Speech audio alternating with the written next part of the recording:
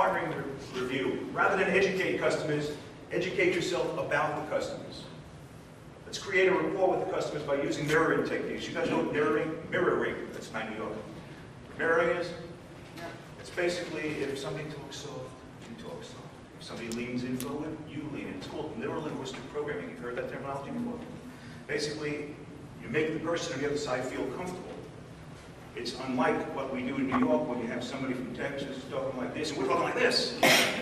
There's a disconnect, a major disconnect when that happens. And that disconnect will cause us to say, why didn't he buy from me? He didn't buy from you because you scared him away. So you want to get a little twang in your voice a little bit and start talking like that you're from the southern part of Brooklyn. You say a little bit like this, but that's you want to sort of relate to it. Determine personality style to understand the client's point of view.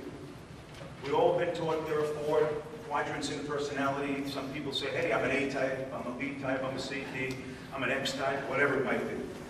There are different kinds of assessment programs. Our company, Success to Enhance Performance, we have assessments. So we assess talent. We assess talent for engagement. We assess talent for sales.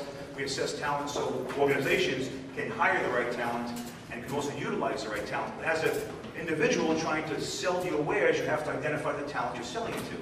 For instance, if you're selling it to a CFO, you don't want to tell him the story. What do you want to do? You want to give him the bottom line with numbers, because that's how he understands his business, with numbers. I can save you X. If you're talking to a CEO, does he want to hear a long story for you? No, he doesn't have time. He wants a bottom line.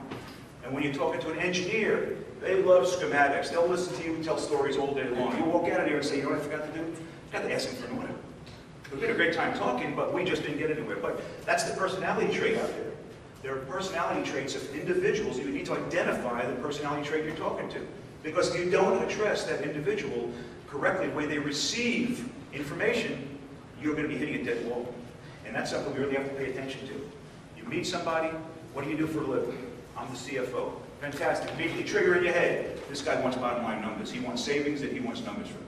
And the CEO, he wants, I can increase your productivity in your organization. I can increase the profits of your company. He wants to have information. He wants it quick. And he wants it decisively. And then the other one who's telling stories, you can tell stories with. That's a good break, but you've got to control yourself, because the next thing we want to do is manage our time. And if we're spending an hour and a half telling stories and 5 minutes selling, we've got a problem. So make sure you're not getting carried away with storytelling. Storytelling is easy. Talking to people who want to hear stories is easy, because there's no stress or risk. You know, they laughed at your jokes, they spoke with you, everything was beautiful. You walked out, you didn't have any money in your pocket, you didn't get a deal, but you walked out, and basically you walked out saying, I had a good time. You know, so we stroked one of our emotions. What we didn't stroke was our pocketbooks and our bank accounts. And that's what we're here for.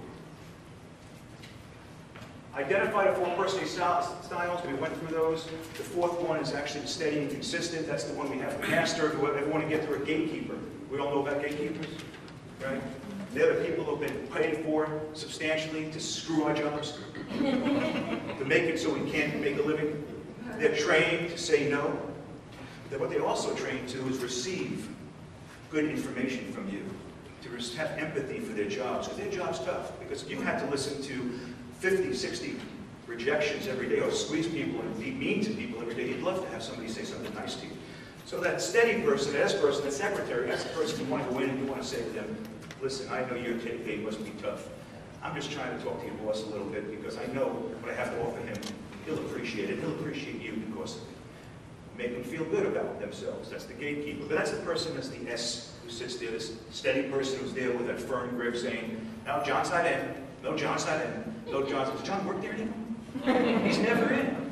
Well, that's her job. So what we want to do is we want to make sure we get through her by addressing her personalities. And when you address her personality, she responds to you, and if she responds to you, you will get to speak to John. Hopefully when you speak to John, John's the guy you want to talk to. But you will speak to the decision maker if you focus correctly on handling that gatekeeper. So those are 4 personality traits you're dealing with. Now, determine the buyer's role to help you address concerns. Again, the buyer is there to help themselves, to help their organization. Unless, of course, you've got a little money in his pocket, and we'll talk about that later. But the bottom line is his job is very insecure today. All our jobs are very insecure today. So he wants to feel secure. So we're delivering something to him that makes him look good in front of his boss, reducing his costs, his cost of goods, increasing the amount of product that's being sold. This is reasons he wants to work with you versus the other person. Because you're helping him accomplish his main goal. And his main goal is not buying boxes of Procter & Gamble product. His main goal is satisfying his job, positioning his job, and find out reasons and information that would secure that. If you find that out in that conversation, how's your work doing? Well, work's pretty tough. My boss is on my case all the time.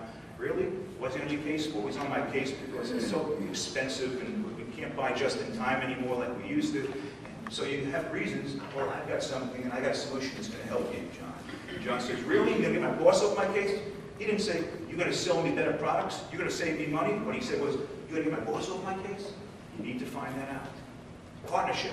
You're working together to achieve what's in it for him, not what's in it for you. If you solve what's in it for him, you will, I promise you, solve what you want to do, which is making more money. Rapport is connecting with your customers, showing that you respect them, being honest and genuine in your interactions with them. Will you do face-to-face selling, or is a lot of phone sales in this room? Face-to-face? How many phone sales? Phone sales? Okay, we'll talk about yours in a second. Face-to-face selling, you walk into an office, you sit down, what's the first thing you do? You look around. You see his picture of him fishing on the right side, riding a horse on the left side, and baseball in the middle of his desk. Or the woman who's saying you got a dance picture on the left, and maybe you've got her educational plaque on the wall, and you identify what they did, and you comment on it. You comment on, oh, you like to fish? I love to fish. You graduated from NYU? What a great university. Did you have a difficult time going through? They want to talk about what's their interest. And you need to basically inherit that information. You got to bring it out to them and suck it back out. Talk about their lives. Don't walk in and say, by the way, my product increases your benefits by 15%. Reduces your cost of goods, reduces your expenses, increases your profits. They don't want to hear that. They understand that. They'll get to that. But if you don't get through the rapport building, forget it. You're not going to touch them on the other side. Personality styles, we spoke about that a little bit. Mirroring, we spoke about a little bit. And some of you in the morning should look into a mirror. I just want to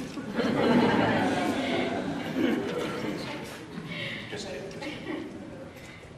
Buyer needs value profile. It's all about the buyer. It's not about you.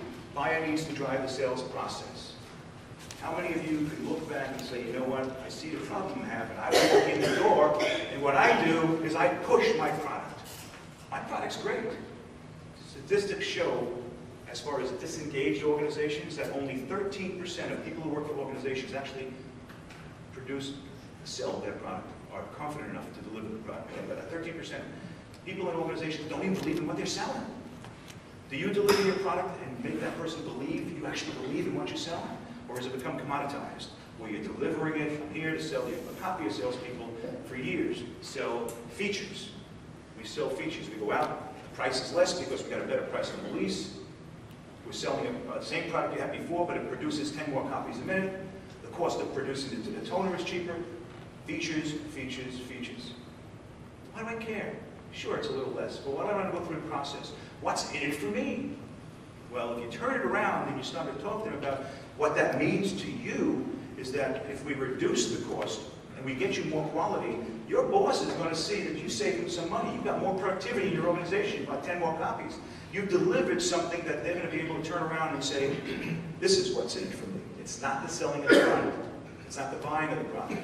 It's what's in it for me. And you need to think about that. You got to strategize, and you got to converse with that buyer to determine what he wants, what satisfies him. You know, we're all satisfied by different things. Ask my wife. She's satisfied by spending.